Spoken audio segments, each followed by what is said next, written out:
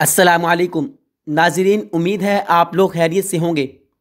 आज मैं आपको सूरत वाक़या के हैरत अंगेज़ फ़ज़ाइल बताऊंगा कि उसके फ़वाइद क्या हैं। नाज़रीन, ऐसे फ़वाइद कि आप जानकर हैरान होंगे। सूरत वाक़या मक्की सूरतों में से है और तरतीब नुज़ूल के एतबार से हुज़ूर अकरम सल्लल्लाहु अलैहि वसल्लम पर नाजिल होने वाली 44वीं सूरत है, जबकि कुरान मजीद के मौजूद मुसहफ़ में 56वें नंबर पर सूरत करार पाई है और कुरान मजीद के 27वें पारे में वाक़ हुई है। सूरत वाक़या में क़यामत के दिन लोगों के दोबारा ज़िंदा होने का बयान है। शुरू में क़यामत के बाज़ वाक़यात जैसे ज़मीन की हालत ख़राब होना, ज़मीन पर ज़लज़ला, पहाड़ों का रेजा रेजा होना का जिक्र हुआ है और फिर लोगों को 3 गिरोहों में तकसीम किया गया है, साबिक़ून, अस्हाब यमीन और अस्हाब शिमाल, और इनमें से हर एक का अंजाम भी बयान हुआ है। इसके बाद अल्लाह ताला की रबूबियत और कुरान मजीद के मुनकिर अस्हाब शिमाल के ख़िलाफ़ इस्तिदलाल करते हुए सूरत के आखिर में एहतज़ार की हालत और मौत आने की याद आवरी का जिक्र किया गया है। नाज़रीन, इस सूरत के बहुत से फ़वाइद हैं।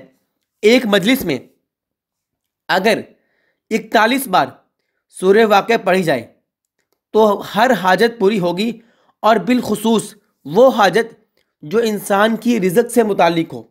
अगर इंसान को रिज़्क़ की प्रॉब्लम हो, रिज़्क़ के बारे में परेशान हो, तो वह एक जगह बैठकर 41 बार सूरह वाक़या, जो कि कुरान पाक के 27वें पारे में है, इज़ा वक़अतिल वाक़िया, तो ये सूरत जो है 41 बार पढ़े, उसकी हर हाजत पूरी होगी।